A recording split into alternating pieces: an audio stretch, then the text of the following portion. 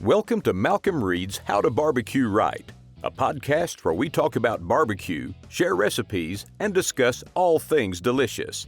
And now, here's your host, Malcom and Rochelle Read. Let me tell you about Schwank Grills, Shell. Schwank Grills is a portable 1,500-degree cooking machine. It uses infrared heat, which is perfect for cooking steaks to perfection in as little as 3 minutes flat for cooking a steak to medium rare. Schwank Grill cooks just like all those fancy 1,500-degree restaurant grills, like the Denver Palm, Morton's, even Roost Chris, so you could cook just about anything on it, from pizzas, lobsters, and they got all kinds of accessories. Shell, where can people go find out more about Schwank Grills? There is a link in the description below with a coupon code to receive $150 off Schwank Grills. Coupon code is HowToBBQRight. All right, y'all go check out Schwank Grills. Welcome to the How to Barbecue Right Podcast. I'm your host, Malcom Read, joined by my lovely, talented wife, Miss Southern Shell. We got Jacob running the board for us today because Tyler is stranded out in California. Don't know if he's coming back. But what's going on? It's Memorial Day weekend. It is. Now, hey, this is like the first big grilling holiday of the year. Yeah. Memorial Day kicks off grilling season. I think they had like a National Grilling Day the other day or something like that. I don't know. I don't keep up with those holidays. Those are. You released your chicharron video no. on National Barbecue Day, and people were saying, "Why are you doing chicharrones on National Barbecue Day?"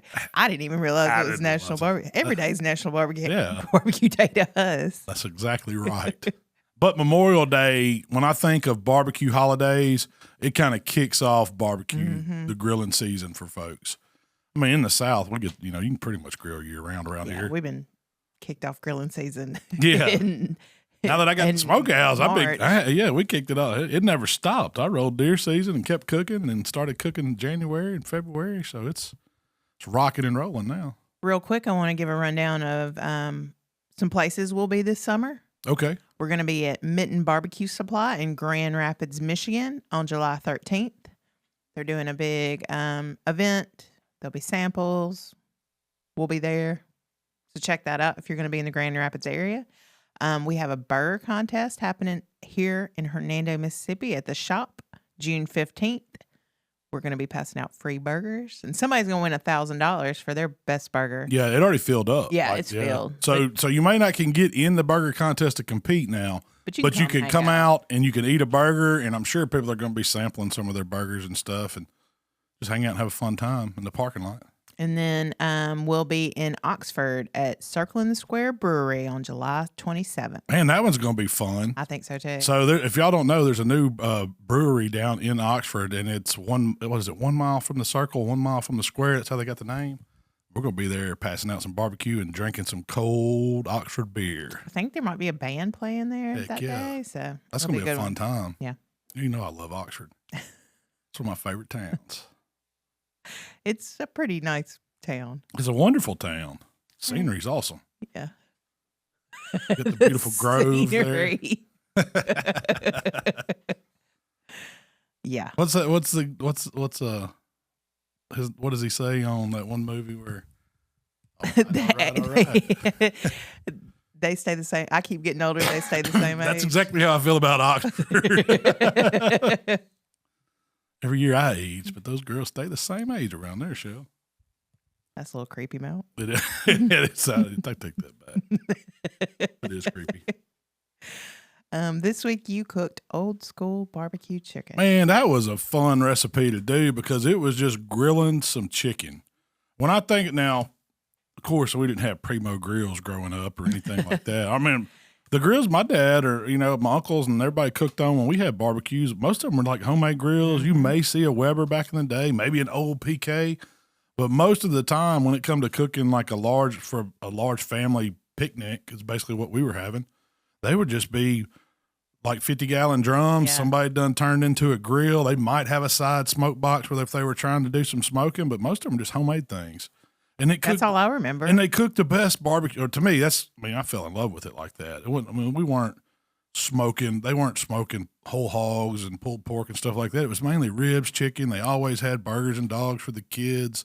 But that's just what it was. And there was just this old school chicken where they would just take pieces of cut up chicken, put it on the side of the grill, cook it low at first until they got it Mopping it the whole time. mopping it the whole time. And then when it started looking done, they'd put it over on the hot side and kind of char it up and keep basting it with sauce. And it was real sticky and it was always kind of sweet, but it'd be a little spicy.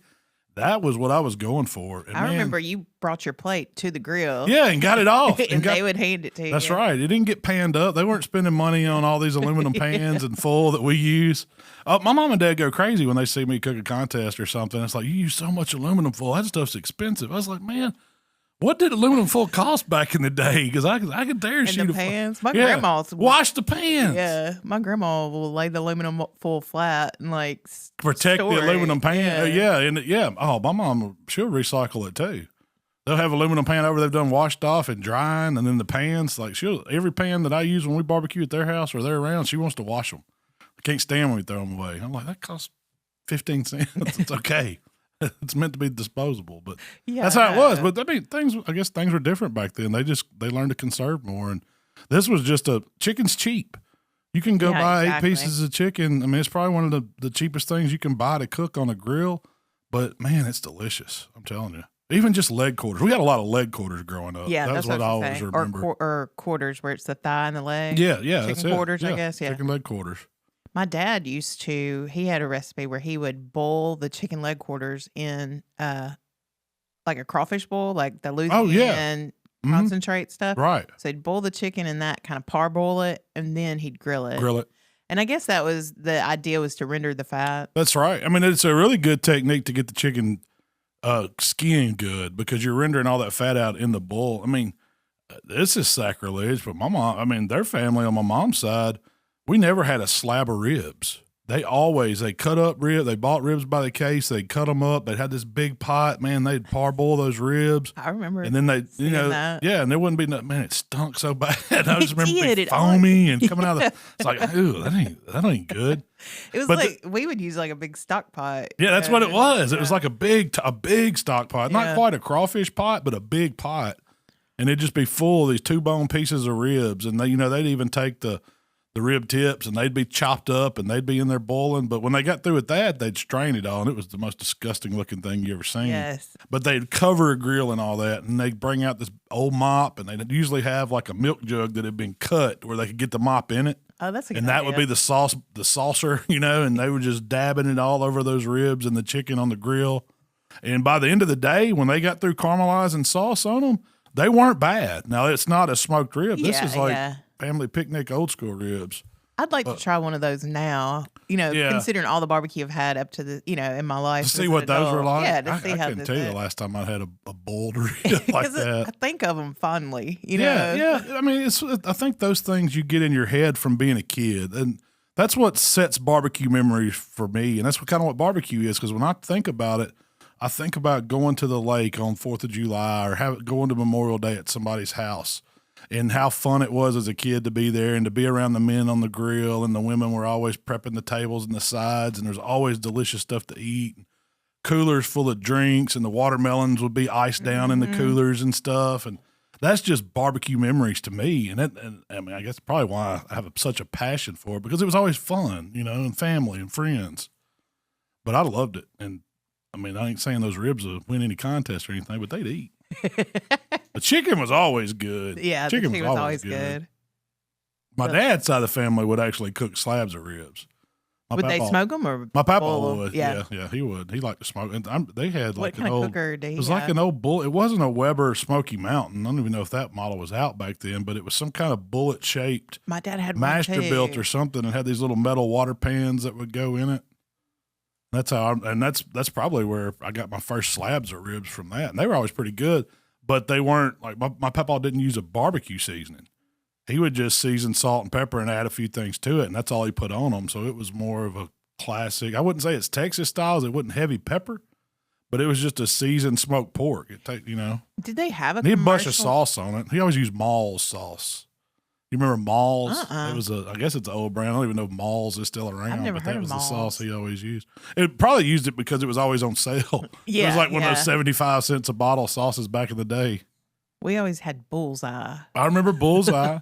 Kraft barbecue sauce. Like Kraft this time was of year, real big, yeah. they would put those sauces on sale. I remember as a kid, the sauce would go on sale. That's what you ate. You didn't get your favorite. You got whatever was on sale. And so there'd be a ton of that Kraft or And that was before Sweet Casey Baby Ray's. Masterpiece, Yeah. those type sauces that you just found at the grocery store. Oh, Casey Masterpiece is the worst. Yeah. Bullseye wasn't bad. No, Bullseye's not And bad. Malls, I guess I like Malls. It was kind of vinegary. Was there a commercially available barbecue rub back in the day? I don't really one. remember one. I remember them using a lot of Lowry's seasoned salt. Yeah. And then Corky's was around, because we're in the Memphis area, so Yeah, we had we some didn't have Corky's that. and we had some. You'd see Rendezvous, but I always associated the Rendezvous rub with like sausage and cheese plate. So whenever I got old enough to where we started having get-togethers, late high school, college, and stuff like that, we'd start making sausage and cheese plates because we had them at Rendezvous, and it's Easy. for people that ain't got no money. You can buy some smoked sausage and cheese and crackers. And everybody loves it. Yeah, and everybody loves it. It is good. But that chicken recipe is fire. I mean, and you could do it on any grill. I mean, the Primo, I had it set up to where I had all my lump hot coals on one side, and then in the other side, I call it my cool zone. That's the 2-zone fire. That's where I had my diverter and my cooking grate. So they were never over any direct heat on that side. So I took that chicken and I made me a brine. So is brining important? How important is brining for this recipe? I think that's how you keep that chicken juicy. And it's a great way to put flavor inside it, especially if you got plenty of time. And when the chicken's cut up, it don't take but about 4 or 6 hours. You don't have to. It's not like you have to give it a 24-hour brine. You said 2 in the video. Well, I mean, at least I would say at least 2. 2. I remember you had me write the recipe yesterday before we released it, just to get it down. And I was thinking, really 4 to 6 is optimal. I probably 2 would work, but if you could go 4 to 6, it would probably be better. Could you go overnight? Yeah, you could definitely go longer, but since it's cut up, it does it's got more ways for that to get in. It's a smaller piece that way, and so it can soak up further. But that was a big chicken. And at Jaws, and my grocery store, I didn't cut that chicken up. They sell a cut up chicken at Kroger. What was the price point on that? Do you remember? I was like $8. For the whole pack? Yeah, it's not okay. it's not much. I mean, a whole chicken's usually about $6 or $7, so they probably charge you $1 to cut it up. And then they keep actually the neck and back, they just had it all in there. Oh, you could tell they just took a whole chicken in the back and cut it up and put it on a tray and then put the wrap over it. I did see somebody say, "Where was the neck in the back?" It was I threw it. It was there. I just tossed it in the garbage. But I started with that, and you used so you used Wickers in your brine. Yeah, your brine was lemon. Now that's an old school marinade. When my parents started marinating stuff, it was always in Wickers. So, I don't know how long Wickers has been around, but if you don't know about Wickers, it's basically water, vinegar, and spices. I really don't know where they're from, honestly. But it's always been in our grocery stores. And it was always like the base for any marinade. When you talk barbecue, people most of the time had a bottle of Wickers. Yeah. Because you could use it as a mop too. It while says stuff's it's a grilling. steak marinade, but I've heard of people use it. I've never used it on beef, but I don't see why you couldn't. Because all it is like, it's basically like when I do the Italian dressing mop. Mm-hmm. Where it's a bottle of zesty Italian dressing, and then we put a little Worcestershire and a little soy and a little rub in it. So Wickers is kind of like that without the oil. There's no oil in it. So it's water, vinegar, and spices. That's all it is. Salt, a lot of salt in it. So it's really good for mopping. And I think when you add a little lemon citrus to it, it's good. And then and then what I did was I took 2 cups of water, and then I've added some bird brine and some Killer Hogs Hot. And so I made me a barbecue kind of brine. And squeezed some fresh lemons in there and put the chicken in one of the big meat bags, poured all that over it, got the air out, and stuck it in the fridge for a couple hours. A lot of people were asking where you got that big old bag. You can get that. You can get that from us, HowToBBQRight.com for that big one. It's like a super strength zip top bag. It's great for like taking meat to a contest or brine. I usually use them at Thanksgiving for turkey brine. We use them for coleslaw. We use them for everything. Yeah, we got them. We call them meat bags. But if you're looking for something comparable, they're Ziploc. Do they still make those? I hadn't seen those in a long time. That's what gave me the idea for those, because I always used them, and you could find them like in the laundry storage section. Mm-hmm. They would have these big Ziploc XXLs, they called them. They were in a little blue flat box, and usually it was 2 or 3 of them in that box. But I haven't seen those in a real long time. And so I got to thinking, man, well, I need these for contests, because I use them for contests. It's a way to keep your meat, when you're prepping your meat ahead of time, sticking in the cooler. It's great. And that's what we started using them for. And so I found a company that would sell me these industrial strength zip top bags. And that's what we just said, we'll call them meat bags. But they do make I don't know if I think it's Hefty makes a slider top that's a 2.5 gallon. You can find those in the they're usually with the aluminum foil and stuff like that. Some grocery stores have them. Walmart has does. Kroger Yeah. doesn't. They're not as big, but they work pretty good. The only thing that little, don't trust that zipper closure on the top. It will fail on you pretty easy. So always drop it in a pan or a bowl or cinch it up and zip tie it. I've done that before. Whatever you can to keep it from spilling. Just know those will leak on you. Usually the Ziploc brand, they're not as bad to leak. But I always put, like when I put that chicken in the refrigerator in the brine, I always drop it either in a pan or a big bowl or a tray or something, because you never know when a bone might poke the bag or something in there and it might get a hole, and you don't want it to leak all over your refrigerator. You'd be cleaning up a pretty big mess then. Back in the day, you used to do a dry brine for competition chicken. Yeah. It works great. We would pull the skin back and season it really good. Usually it was a salt heavy seasoning, and then and we'd add some MSG to it, some accent, and we'd pull the skin back up, and then we'd put a little flavor, whatever your regular rub would be for chicken on top of the skin, and then we'd slide it in a tray and put it in a bag and put it in a cooler, and it would dry brine overnight till we got ready for it. Next day when you get up, everything's melted in. The seasonings has started to soak into the meat, and you don't have to rinse it or anything. I mean, it wasn't like we went crazy heavy. We just seasoned it like I would before I cooked it and let it sit overnight like that, and it puts a lot of flavor in there. Then when you get ready to smoke it, you're just coming back and touching up with like the barbecue rub or something that's not real salty, just something for color to get your color right, and then we'd smoke it in a butter bath. Do you think that the wet brine is better for getting juicy chicken? If you have time, absolutely. Yeah. Brine is the way to go to keep moisture in your meat, but you got to have time to let it soak in.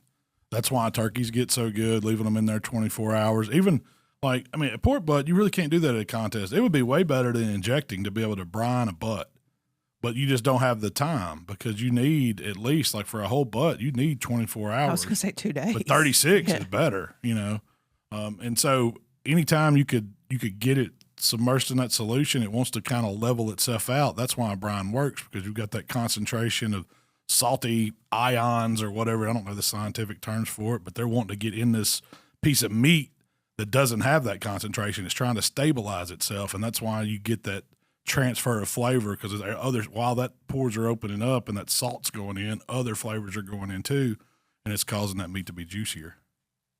It's not the fact that it's just submerged in water. It has something to do with the salts and the sugars and all that. I don't know. I'm sure there's people that's done scientific research on how a brine works. But that's my basic layman's understanding of it. Makes it tastier and juicier. So once you brined it, you pull it out. I rigged me up a little pork rack over a drip tray. Just put the chicken on there for 30 minutes, kind of let it air dry, and then I seasoned it with hot rub. Now, everybody doesn't have the same taste for seasoning, so use whatever seasoning you like on chicken. There's no right or wrong answer. Hot rub's pretty good. Hot rub's simple. It's not hot. It's not like it's going to burn you down. It's not. It's got a kick. Just a little, yeah. And it just doesn't have as much savory. sugar. Yeah, it doesn't have as much sugar. Has a little more pepper. A little more salt. A lot less sugar, yeah, when you taste it. But so that went on the outside, and then I fired up the grill. And for this recipe, you do want that 2-zone fire. And you could do it on a smoker and have you a little separate grill going for the very end char if you wanted to. But if you have a smoker that you can set up a 2-zone, like even a Weber kettle would work. You start your chicken over in that cool area, and you want it to run in about 350 if it's got a thermometer. You want the grill to be running about 350. That doesn't mean it's got to be 350 over the hot side. Like if you don't have a thermometer and you're trying to check it with like a surface air probe, you really want the 350 closer to the cool side. So it's really about probably 500 right there directly grate over the hot coals. That was another comment someone had, is how in the world is that grill 350 when there's such a big hot fire there? Well, because I had it choked back with the lid closed. You don't understand. It's not like at the very end. If you noticed when I did the charring, I left the lid open the whole time so it would rage. It was getting really hot. But while I keep the lid closed on it and the air vents check back, it's really holding it 350. There wasn't a big fire on that side. Because I lit a couple of the tumbleweeds in it and let it get burning, but I didn't let it just engulf. It wasn't a raging hot fire. So that's the key to being able to run it at 350. So if you've got another grill, you just know you don't need a huge bonfire in it. It's not like you're trying to burn a bag of charcoal. Just get you enough fire to get you about a 350 air temp on the cool side. which it's about a chimney of coals. Light you a chimney, dump it over there. That'll be about right. Let them burn down and stabilize, and they're going to hold about 350.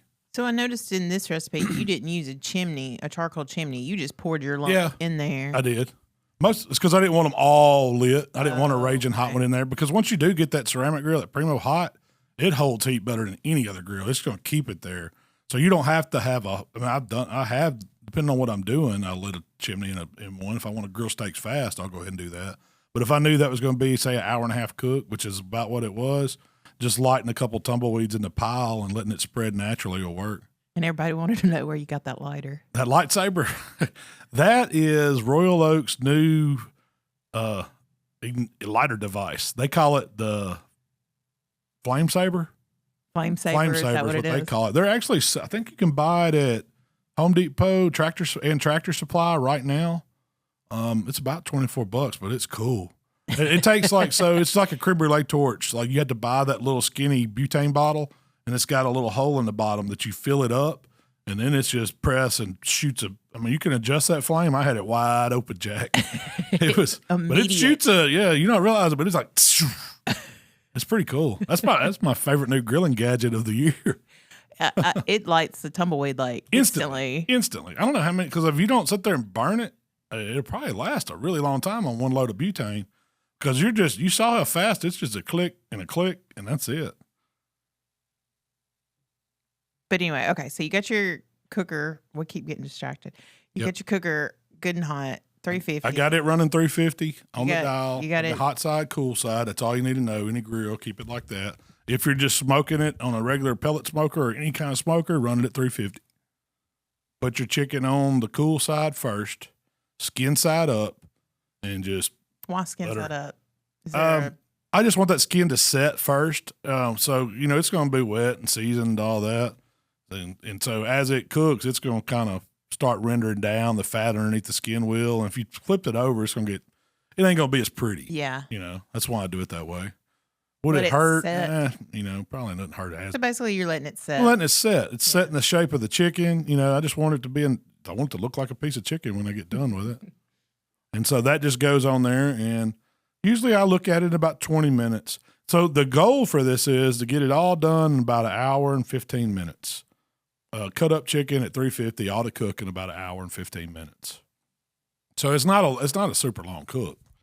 And that was one load of coals, because that's nothing, I'd run that same amount of coals if I was cooking a steak and a quick cook, and I just put it out. But I think that thing stayed hot for about 4 or 5 hours that day. It's a long time. But yeah, so the chicken goes on, the lid gets closed, and in about 20 minutes I'm gonna peek at it and see how things are doing. That's when I'm going to stick a probe in it. And you could probably not do that. Just go ahead and put your probe in at the very beginning if you wanted to. But I like to just open it back up, kind of get an idea if I need to move things around, if it looks like, some pieces are getting a little hotter than they should. But it did perfect on that cook. So I stuck me a probe in it, and I set it to about 155 in the breast. The breast is the one that's critical. The dark meat, like the legs and thighs, and then the white meat, the wings, those, you've got so much leeway because you can overshoot them big time. As long as you don't burn them up, they'll be fine cooked to, I ain't gonna lie, I've cooked a wing over 200 before. They're better that way, really. But yeah, I'm not scared to pull off legs and thighs in the 190s. I think I stopped this particular one's about 185, 190, but they carry over, so you're still going to be in that range. But the reason why I do that is because the skin's better. And the meat, it seems like it's tender. It wants to jump off the bone, but it's still juicy because I brined it. So you get away with it. So I probed the breast, and I let it roll. And then once I started seeing, I knew those skinnier pieces, skinnier pieces, the thinner pieces, I guess you call it, or smaller. Let's say smaller pieces. They would be done a little faster. The wings usually get done right at 1 hour. And so what I did was when they started looking. It was about 40 minutes, I believe, in the video.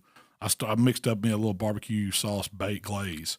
So I took like half the barbecue sauce, half vinegar sauce, added some hot sauce, stirred it up, didn't warm it up or anything, and just brushed it on the pieces.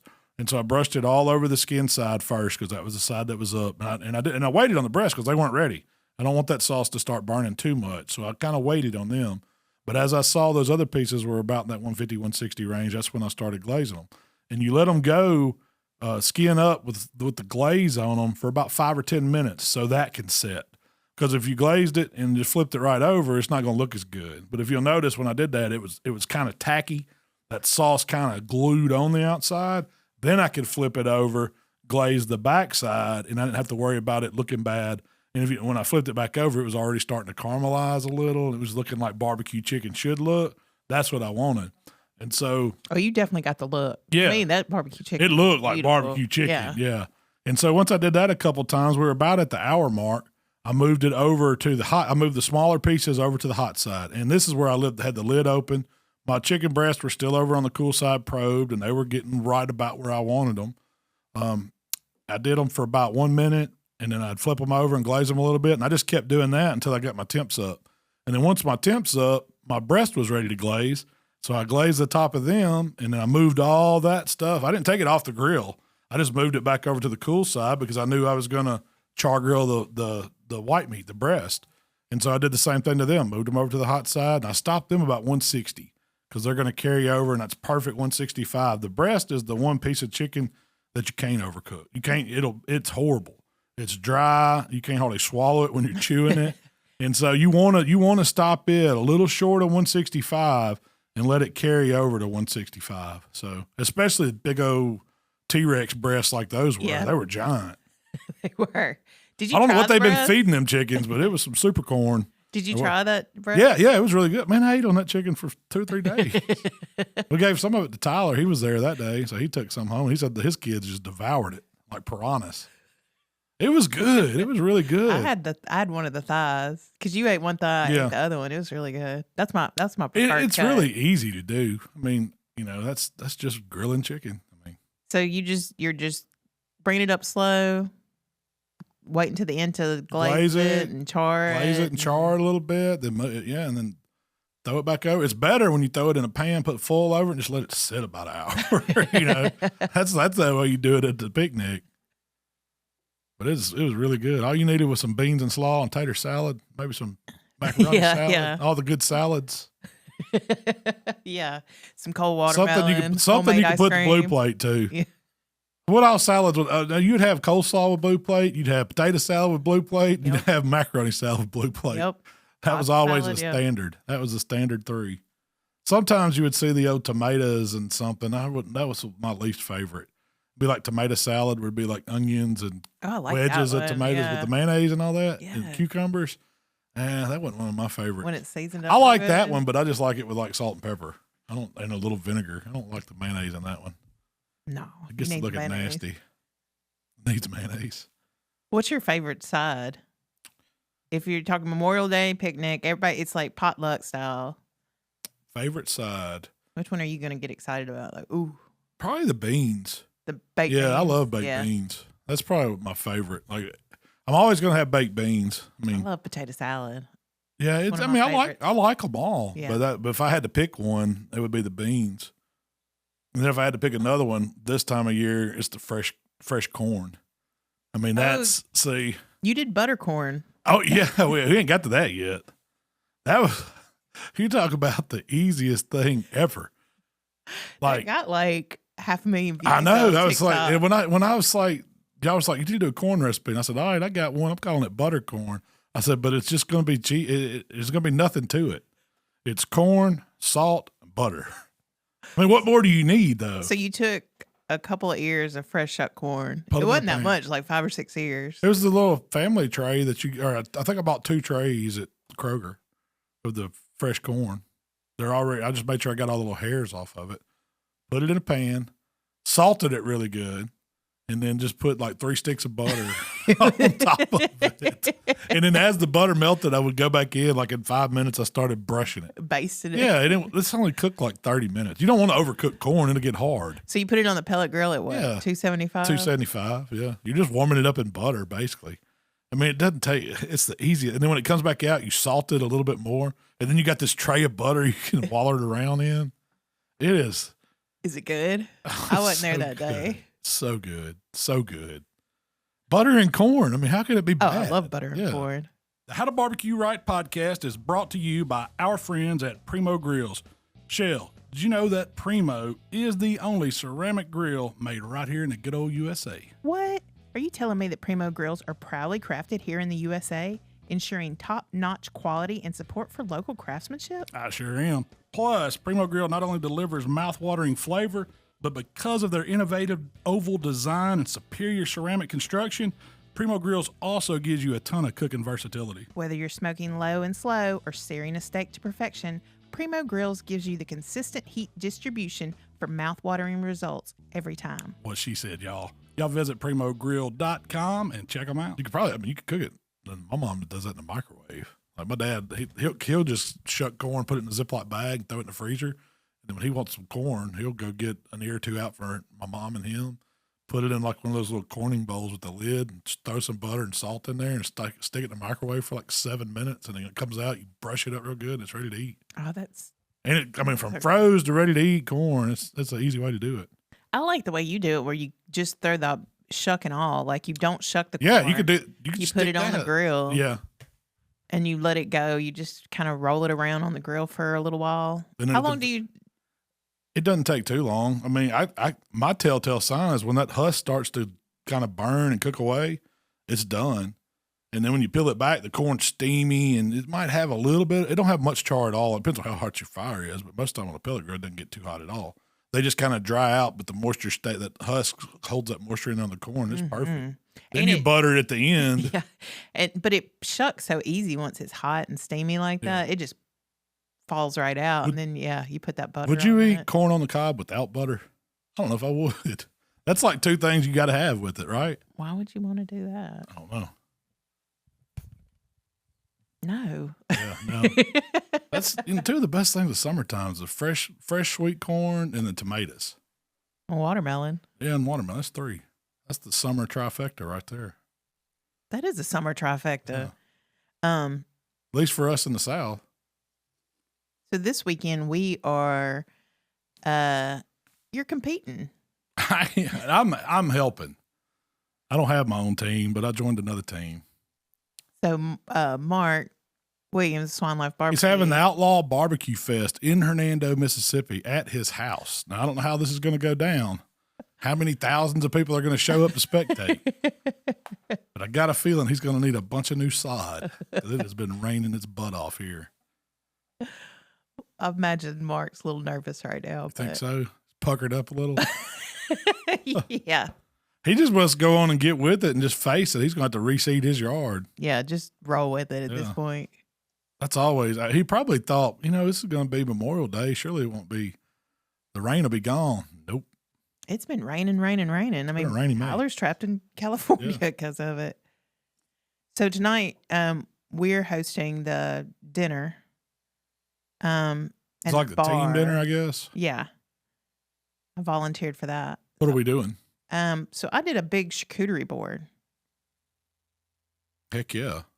Who doesn't like to stand around and eat meat and cheese? So, do you have any olives or pickles or anything, peppers or anything like that to go with it? Well, see, to me, there's different levels of charcuterie board.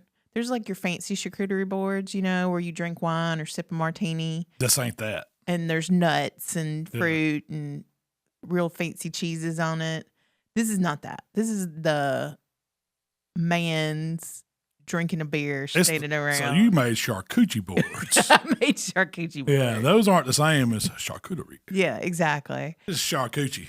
It's pepperoni, pretty salami. Much redneck meat plates. Yeah. You got cold cut meat plates. Pretty much. Yeah. Got a little jack cheese. There was some blue cheese in there. I did put a little blue cheese on there. I like blue cheese. But I made it very salami, pepperonis, More importantly, you made a double batch of banana pudding. It was really a quadruple batch. Yeah. Now you let me have a sample cup of that for dessert last night, and it was fantastic. I hadn't had banana pudding in a long time. And this isn't the old banana pudding where you got to cook the egg stuff on top of it and it gets all runny. And no, that's not good banana pudding. This is, whose recipe would this be? It's a version of Paula Deen's, maybe? I think it's a version of Paula Deen's. Something new I tried this time. Typically, you use Nilla wafers for banana pudding. I used golden Oreos crushed up. It was another level banana pudding. I thought so too. I like that idea. And you did a version of a bananaless. Did you run out of bananas, or why did you have one that was like bananaless? I thought you said I prefer it without bananas. Oh, I like bananas. Okay. I mean, it was good. I prefer it without bananas. Do you? Or you prefer it without bananas? So you like a bananaless banana pudding? Do you even use banana pudding, or do you use vanilla? I use vanilla. In all of it? Yeah. So it's vanilla pudding, cream cheese, Cool Whip, Evaporate or sweet condensed milk. 3 cups of milk. And chopped up vanilla Oreos. Mm-hmm. You can't go wrong. And it's all just kind of in bananas, and it's all just layered. It's really good. It's really good. I got an idea to do another pudding. It's not going to be a banana one. I want to try it with strawberries or berries, like a summertime berry. Mm-hmm. Would you call that a pudding or a parfait? I don't know. You do it. What's the difference? I don't know. What makes a parfait? Layers? To me, parfait is layered, yeah. But this is layered too. Yeah. A pudding would go into a parfait. When I think of a parfait, it's got like a layer of cream cheese, a layer of Cool Whip, so it's multiple a layer layers. Of, some kind of fruit, maybe a layer of cake. There's all kinds of stuff you can put in. This is just pudding, cookie, banana. Yeah, but layered. Did you put stuff over the top? Did you like put Cool Whip all over the top and crumble up? No, just crumbles of cookies. Of the stuff. Yeah. I didn't get. You get that technical. Yeah, I didn't get that fancy. And then tomorrow we'll be busting out the nacho cheese machine. You always need and a the good hot dog excuse machine. to bust out the nacho machine.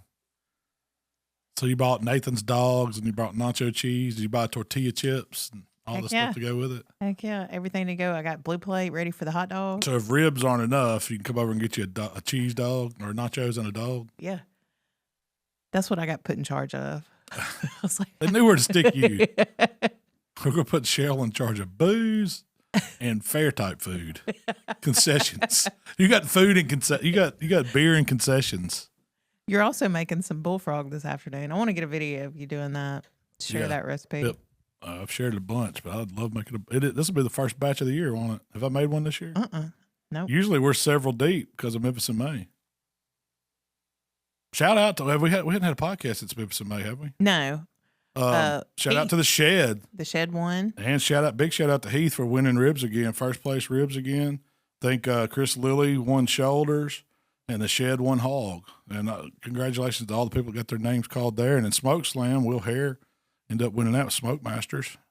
He had a nice payday. Steak Princess. Riley won the World Junior Barbecue League. Our friend Riley of the Steak Princess Wright from I guess Steak Princess Barbecue is her team. Mm-hmm. And her dad, Russell, he was so excited. He was texting me, let me know. Can't believe it. That was a big deal, man. She deserves it. She's been working hard. Yeah. Oh. Cooking contests and learning and. Oh, I mean, she beats a lot of adults, so I really don't think it was fair letting her cook against the kids. 'Cause she is not a novice when it comes to barbecue and grilling. She is not a novice cooker, pitmaster. So. She knows what she's doing, and all the credit to her because she works really hard. I think she's finishing up 11th grade. She'll be a senior this year. And I think you know what school she's looking at? Ole Miss. Ole Miss.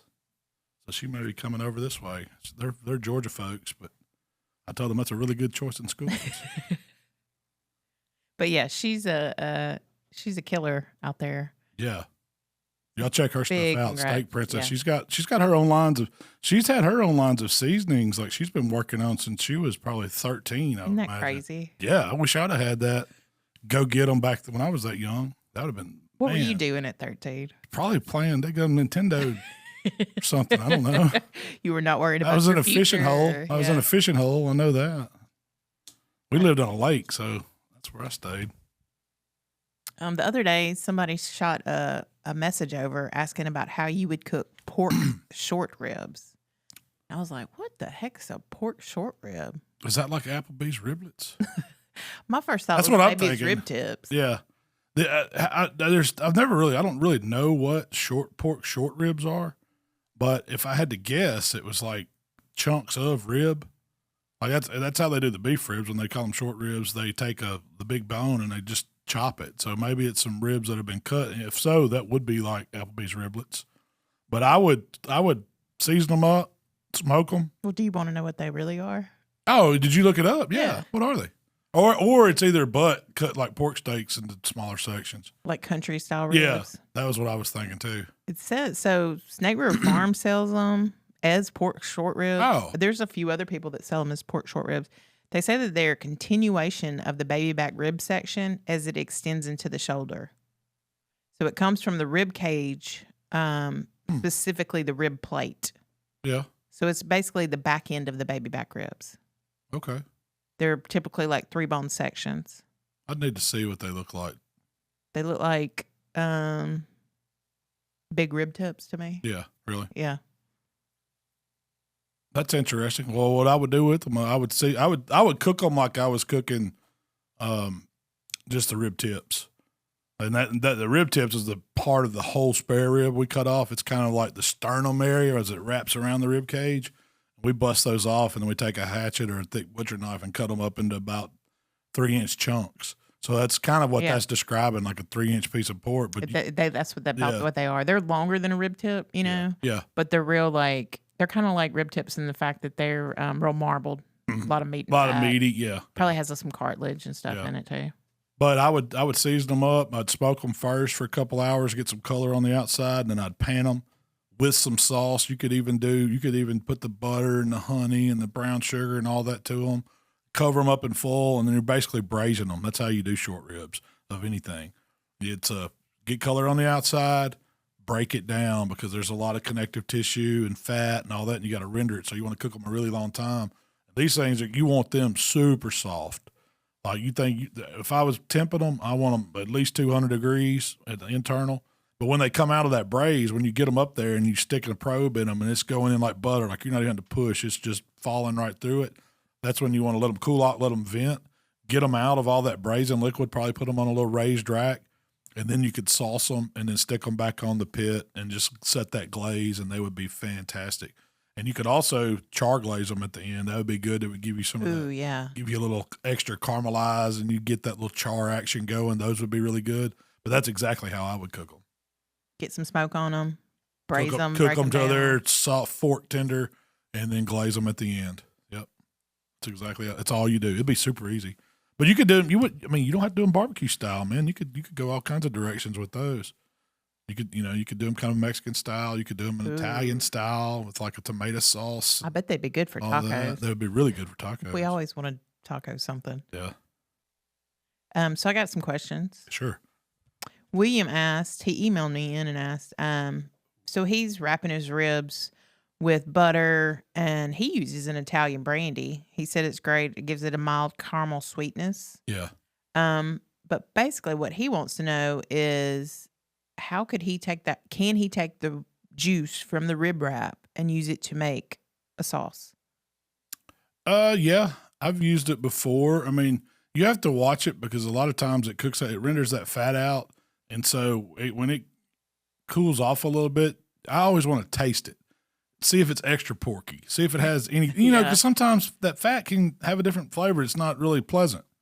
So I don't use it a lot. Or it could get a little scorchy too. Or it could, yeah. You just never know. If it tastes okay, it would be perfectly fine to add and make a sauce with. I've used it. I've used a rip wrap. I think I just did it in a recipe recently. Yeah, your Greek ribs. I kept everything that was in that wrap. I caught it, and that's what I basted it back with when I was char grilling it. But I knew that. Use it as like a serving sauce. No, I didn't use it as a serving sauce because you got to think at room temp, it's going to congeal. It's going to, thicken up. Separating, and, you're going to see that fat step off. So you'd have to keep it fairly warm or eat it pretty quick, or it's going to do that to you. But it's going to be real greasy now too, because you got to think it's fat. So you got to kind of watch that. But I think you could use it in a little ways. It would probably do better as a mopping sauce or something you're going to grill on, because you're going to get heat and it's going to, the fat's going to kind of melt, and it's not going to do that same effect just at room temp. But if you're just talking about dabbing something in it and serving it, you got to watch that. Yeah. I did a rib taco this past week when I was gone to Texas. Oh, we didn't even talk about No. So yeah, we can talk about that too. But let me tell you about this taco. Okay. So it was Barbecue Dad Jody. I think he's RecTech. He does a lot of the social director or something for RecTech. And they were over in Texas. We went over there with the Monarch Blinds. They invited us over to do it was a wild hog hunt and barbecue. That's what it was. So I took a bunch of Mossy Oak Gamekeeper meat with me. I took some wild boar, and I had some chorizo, and I had some bacon. I had I had some elk, and I had how'd some y'all cook that bison. bacon? Oh, I candy baconed it. Okay. Yeah, it went so fast. I had like 3 pounds of it, and I did like 3 or 4 big trays of it with the brown sugar and some rub, and we put it on the outlaw smoker and smoked it. It didn't take it, I don't know, 35, 45 minutes, something like that. But man, it was so good. It's more like country ham. It doesn't taste like wild boar bacon. Doesn't taste like store bought bacon. Yeah. And it's probably, I don't know if it really comes off the belly of the wild. I think it's like sliced up shoulder. I figured they just didn't have the fat content. Yeah, well, it has some fat, but it's mainly lean. But it looks more like country ham. But man, it's good. But I did that, and me and Jamie did some wild boar chorizo cheese quesadillas. Those were excellent. And then I had some brats. I did a wild boar brat too. But Jody from Barbecue Dad Jody, he cooked spare ribs. Him and a guy named Ty Sherrill, who he has a YouTube channel too. I think it's Texas Brew and Barbecue. Those guys, and they're doing some cool stuff. Well, they had their film crews filming them, and then we were filming our little videos we were doing, and they did ribs. And so at the end of the night, we made a big board. Like Mark cooked a Wagyu brisket, we cooked a Mangalista shoulder, and then they had ribs. And then the main guy that owned this ranch, it was coming to get his plate, and he's like, "Man, what would you advise to eat?" And I said, "Well, let me make you a Malcom taco, what I would eat." And so I had warmed up some tortilla shells, and I grabbed one of those ribs. It was like a 2-bone piece of ribs. And he was sitting there watching me, and I slid those bones out, and his eyes just got big. He said, "What are you doing?" I said, "I'm making you a rib taco." And I'd made a fresh batch of pico. I had some cheese, and I had 2 or 3 sauces, and then like a salsa verde and all that, and some fresh crema. And I made him this taco. And then we did a little podcast at the end of the night, and everybody was asking, what's the best thing you ate? And he said, "I can tell you right now, that rib taco that big guy right there made me was one of the best things I ever ate in my life." And it was. Did you say I know how to eat? Yeah, you could tell. But man, I'm telling you, the Mangalista pork from 840 Farms. It was a local farm out there in Waxahachie. They brought some meat. I've never had pork like that in my life. And he's a small farm. I don't think he raises but about 20, 30 hogs a year or something like that. It's not a big operation, but man, he is doing it right. And you know what I think his secret is? He told us, he said Costco got his number somehow, his local Costco. They had a distribution facility there, and they were throwing out every bit of produce that comes into a Costco. They have to take a sample of it. And so if the watermelon comes in, they got to pull one watermelon out. They got to core sample it, make sure it's okay. Really? And they were just throwing all this stuff every away. Individual Costco? No, well, at the distribution center. So I guess they're getting, I'm imagining they're getting in truckloads of stuff, and every pallet, they got to check something for quality assurance. Yeah. Is basically what they're doing. So it could be strawberries, cherries, every bit of produce that comes in, and they were just putting in these bins and throw it away. So they were trying to get a local thing going with some farmers to see if they needed any of that produce. And so they called him up, and he was like, "No questions asked. I'll take it. I'll take it. I'll take it." And he said, and the guy finally called him back about a week or so later, and he was like, "Why?" He said, "I called you because everybody else I called to, they had thousands of questions, and I didn't know the answers. And you're the only ones that said, 'No questions asked, I'll take it.'" So he goes up to Costco. He said it's like Tuesdays and Fridays. He never knows what it's going to be, but they just make bins of all of this food. And he said he feeds that to his hogs. They are eating all this fresh. And he says it's saving him like $35,000 a year in feed. I mean, he still has to feed them, their feed ration or whatever that is. But they eat all this, and he said, man, they love it. They go crazy. I bet. Yeah. He says his kids do. He said, man, there's nothing wrong with this stuff. It's like if they open up, a bag of apples, they have to get one out to check it. The rest of the bags, there's nothing wrong with it. It's all still good. Oh, okay. Gotcha. It's not like it's old. It's when it fresh comes in. So it's probably got shelf life. But that was pretty cool. I thought, but his pork was amazing. You said that it was the best pork you've ever had. Ever ate in my life. And Mark cooked it. I mean, it was like, so we took a whole Mangalista shoulder. First of all, what's Mangalista? Have you ever seen those hogs that look like mountain sheep? Like They're real hairy? Yes, that's exactly what it is. It looks like they've got jerry curl coming all off of them. I mean, for real. It's frode, and they are the coolest looking hog. Didn't Phil Wingo? I think, and that's what I told Mark. I said, I'm pretty sure Phil's team used to cook, or they still cook Mangalista hogs. He used to be really into that, yeah. And they are, but man, they are delicious. It is at room temp, when you touch your hand on the fat, it kind of starts to melt and render. Really? And the meat has almost like a olive oil, it's just a really good, rich flavor. All we did was, I think Mark put a mojo on it, like a bottle mojo, because we were doing tacos with it, and he seasoned it with salt and pepper, and that was it. And we cooked this thing for, I think it cooked about 8 hours, and then we rested it a couple hours. What size? What's the weight of a? I think it was a 18 pound, okay, so 20 pounds whole shoulder, picnic. Now the butts on them, they cut off. He calls it the Copa cut because that's what they make Coca-Cola out of. But for us, it would be like a CT cut. So that part of the shoulder's gone because they use that to make cured meats and all. Because this is like some fancy stuff he's doing with it. He's not just selling whole primals. Like he said, this is only a couple. He said he didn't even know anybody cook shoulders like this. He's like, no. Oh, really? Yeah. And he was like, all they do is salt. Man, they eat it medium rare. This pork you can eat medium rare. He was showing us pictures like when they cut the chops and they cook the meat or roast. If they roast that whole copa, they cook it to medium rare. When we told him he said this is never going to work, and it blew that dude. We changed his life. I mean, his farm's probably going to blow up now. So we juiced it up. It was that good, but it put him on something. He's not a barbecue guy. This dude was. Yeah. He was originally from Chicago, and I guess him and his wife moved to Texas, and they decided they wanted to start raising these because you know what they were going to make. His wife wanted to make charcuterie meat. She was into that, and that's what they were doing. These fancy salamis and copas and all the stuff you can make from. Did you get to try any of that? No, he didn't bring any of that. He just brought the raw form. Because we told him we wanted to barbecue it, and they don't barbecue. Yeah. And this is like fancy restaurant pork. And when we took that shoulder and put him onto that, and we pulled it right. Mark had gloved up, and everybody was standing around. And he's pulling this pork out for him, and this guy's he can't speak. Oh, really? Yeah. Had no idea his pork could taste that good. So he brought 2 of those copas too. And it's basically like a half a pork butt, but all the good stuff, the money muscle, the tubes, everything before the blade blown. They probably weighed, 2 or 3 pounds. And so we did them 2 ways. We did one just like you were going to cook a money muscle. Mark injected it, seasoned it up. Competition style. Yeah, it's competition style. Smoked it, wrapped it in foil, got it done to like 200. He took it to like 202. And then glazed it at the end and rested it and sliced that up. And so the dude's watching us do this, and he's wanting to cry. He's like, why are you putting all that? You don't need all that. Because, he's against all this. And then why are you cooking it? You think that thing's still on? It ain't going to be. It's going to be dry. You ain't going to be able to eat it. You're wasting it. Because this is probably like a $150 piece of meat or more, What'd you tell him when We were just laughing because we knew. Yeah. We knew, And so when it come off and Mark sliced that, he said, I forget, it was something like he's had that pork, fancy chefs has cooked that pork for him, and he thought it couldn't be better.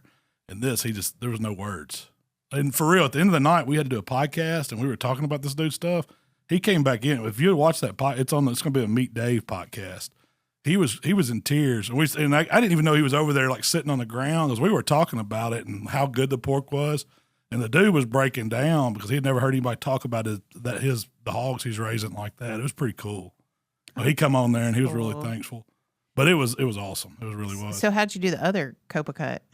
We cut it into steaks, like it was going to be pork steaks. Okay. They were like thick, so they look like thick pork. Like an inch? No. Like probably, I would say not 2 inches, but 1 3/4 inches. Okay. Thick pieces of pork steak. And it was, I hope we got a picture. We took a bunch of pictures and did a bunch of stuff. I'm sure we did, but it looked like Wagyu beef. You would think, it was like, holy smokes, this ain't pork. This is beef. You would think, looking at it looked like Wagyu. Pre-cooked. So was it red? Yes, red as it could be. Red like beef. Like if you saw it, you would say, man, that looks like beef. It don't look like pork. Really? Go to his Instagram. It's 840 Farms, I think. You'll see it. I'll show it later. I got his Instagram. But so he sells it at a farmer's market. I think that's the only place you can get it. He don't do it like online or anything like that. You got to go to the farmer's market in Waxahachie. I want to. You want to go try it? Okay. Anyway, so we cut it up. We reverse seared it. We put a probe in it. We seasoned it up with salt and pepper. We didn't put anything else on it because that's what he said, salt and pepper. So we said, all right, we'll do it this way. Yeah. Try it. Because we had never had it this way. We put a probe in it, 115. Took it off, let it rest about 5 or 10 minutes, and then we had a kettle grill blazing hot. like hot coals, and then we were just going to sear it on the outside because he said you can eat this stuff at medium rare. I was taking his word for it. Yeah, Maybe you can. I'll try it, And so Mark put it over there and was searing it. As soon as it hit the grill, the fat starts coming out, and man, it's just a raging inferno. So you can't just let it sear too long. It's like you're turning it pretty fast every 20 seconds, and you put a sear on the outside. But they finished out probably about 130. Yeah, is where he took them when he rested them. When he sliced into this, it was like slicing into the best ribeye you've ever ate in your life, and the meat was fantastic. So is the meat still pink? Yes, when you're slicing very pink, it? Very pink. After you cook it. After you cook it, it's still very pink. But it melts in your mouth. It is unbelievable. And I don't know if you can eat pork like that normally. Like I wouldn't eat anything from the grocery store like that rare. But the dude said you could. So I was trusting him, man. And it was fantastic. But it wasn't as good as the Money Muscle style. Yeah. It was nothing, no comparison. But it was different. You would think you were eating beef. Like you could trick somebody. Flavor? Is it give you like a it doesn't taste like pork chop at all. Okay. It's just intensely soft and rich and buttery, olivey, olive oilish, I guess. It has, it's just a unique flavor, man, and it's good. Really good. Really good. Like up there with some of the best stuff I've ever ate in my life. Really? Yeah. And I was shocked because I was not expecting that. 'Cause I've tried I thought I've tried every kind of pork known to man. Yeah, yeah. I've tried the Carabuda. I've had the Iberica. I've had all, Berkshire, Duroc. We cooked a ton of Duroc. I've cooked a lot of different breeds of hogs. Mangalista, raised like he's raising it, is something special. Would you cook that in a contest? Oh, yeah, but I don't know if people would be ready for it. Yeah, he couldn't process it like it would that. be hard. Yeah, yeah, he could. I don't think he'd keep up. With the demand for it. Well, yeah, you got to have You'd have to raise them. You'd probably have to pay him to raise you one. And to cook a whole hog. Because these hogs, after they are, delivered or whatever, after the sow has them, they live, I think he said 18 months is how long it takes him to raise them up to marketable size. And he's taking them, he wants them to be dressed out. They're about 220. So it's about a 300-something pound hog. Wow, that's a big hog. Yeah, it's a big hog. It's a big hog. Well, when you said, farm raised hog, you're cooking a whole shoulder, I was expecting you to tell me 12 to 14 pounds. Yeah, because you know how it is. Yeah, because they're typically smaller. But I think, I don't know what breed that is that Tim Shear's raising, but I don't know if it's Mangalista or Duroc. I don't really remember. I can't speak to that. But I know he's raising some that are supposed to be as good. So, but y'all check out 840 Farms on Instagram. Send him a message, tell him you heard me talking about it. And I don't know the guy. I just met him, but everybody that we met there in Texas was cool. And we waylaid some hogs. We didn't cook any of those. But man, what did y'all do with the hogs that you killed? Because these are wild. Yeah, they're wild pigs. Yeah. As far as I know, they left them in the fields. That's what they say they do with most of them. Because it's a nuisance. The reason why we're killing them is because they're so destructive over there. They are everywhere in Texas. I don't know how many we saw. Just guessing, I would say hundreds. Oh, really? Yeah. Because, you can't kill them all. There ain't no way. It's just, they're everywhere. When you shoot, they go, run. And we're out. You got to think, we're on a ranch. It's probably 14,000 more acres. And it was something. One night we were riding around side by sides, and they're practically running into them, and you're shooting out the window, out the front window. That's not to get into that right now. It's a sight to behold. If I ever get to do that again, I'm jumping on that chance because the only thing more fun would be flying around helicopter shooting. They do that too out there. I didn't get to do that this trip, so it's a reason to go back.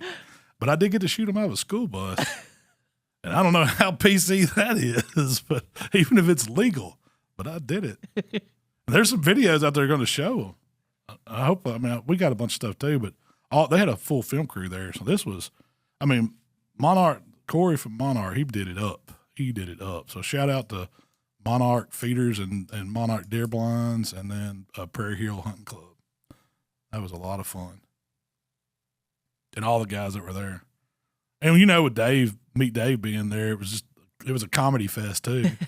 Trent Ellis was there, and he's funny as can be. We had a big time. Shout out to all those guys. So I stayed here and worked. Yeah, you stayed here and held the fort down. dogs kept you up at night. I did eat a Firehouse sub. That was nice. Firehouse. Oh, can I go back to that one more time? Sure. First night we got there, and this might be, and as good as y'all heard me talk about how good that Mangalista pork was, and the Wagyu brisket that we cooked from Kevin at the butcher shop, and all the stuff from Mossy Oak Game Crew, we threw down. And I hope you impressed some folks. a guy named Scott, the Monarch Corey's, one of his neighbors came and cooked dinner for us Friday. He cooked these prime beef tenderloins, stuff. The best loaded potato I ever had in my life. It's a game changer, loaded potato. Now I got to do a recipe on that. So what made that one special? I don't know. Oh, I do know, because right before he had cooked these, he prepped them like 2 or 3 days before and had them in the refrigerator. But when he brought them out, he set them out and let them get room temperature in a big aluminum pan. And there was like 3 pans of loaded baked potatoes. And he cut off the biggest chunk of butter I ever seen in my life and stuck in every single potato before, and then topped it with cheese. Heck yeah. That's why that potato was so good. But it was awesome. But the Friday night we get there, nobody's hardly there. It wasn't Friday night. I lost track of all days. It was Sunday when we got there. They had a lady that, I guess she's kind of like the camp lady that does all the housekeeping and cooks for the camp. House mom. Yeah, so she was there that first day. That's the only day she was there. But she was cooking. We were going to get pizzas for dinner, and she's like, "Let me cook y'all something," because he had done told us the dude that owns the ranch that she can cook, and she's like, I can make country fried steak better than anybody. And I was like, oh, yeah, that happens to be one of my favorite things. You know, and because there was a place in Fort Worth, what was it called? Horseshoe Hill? Yeah. Or something like that. They had like one of the best country fried steaks I've ever had. And my mama can cook a mean country fried steak. Well, let me tell you, this lady made country fried steak that you could cut with a fork, plastic fork, no knife, no nothing. And it may have been better than that Mangalista pork. It was that good. She made gravy. She made green beans. White gravy or brown gravy? White gravy. She made mashed potatoes, and she made green beans, and she had all this butter bread and a salad. And it was... That's like your favorite. I know. That was my jam. That's what I told her. I gave this lady a hug. I was like, you don't know how good this is. This is something special. I can tell you know what you're doing. And she was like, what was her trick? Was the marinade. She put it in buttermilk and some other stuff for a while. Couldn't have been that long because we went out shooting some hogs and came back and dinner was ready. But it was fantastic. And then there was so much left over that night. We got back in from hunting. I don't know, it had to be 3:30 or 4 o'clock. All the guys were in there and had big giant plates at 4 a.m. And I was like, I can't do it again, guys. I got to go to bed. We had to get up and cook the next day, you know. But every night you were out till 3 or 4 o'clock in the morning and then back up at 6:30. So you slept. I didn't sleep for about 6 hours that whole trip. You're too old for that. Yeah, I know. Stay wound up on Celsius and black coffee. And Troy Aikman ate beer and Maker's Mark whiskey and coffee. Yeah, we was fueling it. Well, that's everybody in Texas still smokes cigarettes. I will say that all them cowboys, man, they were all smoking Marlboro Reds. I was like, damn, these jokers, they ain't got the news memo over here. Well, Mal, that's all the time we have today. All right. Well, hey, y'all. Everybody have a great Memorial Day weekend. I know it's going to be fire up those grills. It's going to be a good time. Hopefully the weather's nice where you are. If it's not, just cook in the rain. It's going to be a good time. But, Shell, where can everybody find us? We'll take a moment to remember what Memorial Day is all about. Oh, that's exactly right. First and foremost, man, we got to be thankful. And Memorial Day is all about those people that have gave their life so that we can cook barbecue and celebrate with our friends and family. So that's very, very, very important to us. And so y'all remember the real cause why we do have a holiday like this. Enjoy it. Serious note. Get you some Old School BBQ Chicken. That's right. Some bullfrog. Have a good one. Hang a flag out front. Hang a flag out front. There you go. If you'd like to connect with Malcolm, it's HowToBBQRight on Facebook, Twitter, TikTok, Instagram, and of course, YouTube. If you'd like to connect with me, it's Miss Southern Shell on Instagram or TikTok. All right. Well, thank y'all for tuning in today. We will be back next week for another edition of the How to BBQ Right podcast. We gone.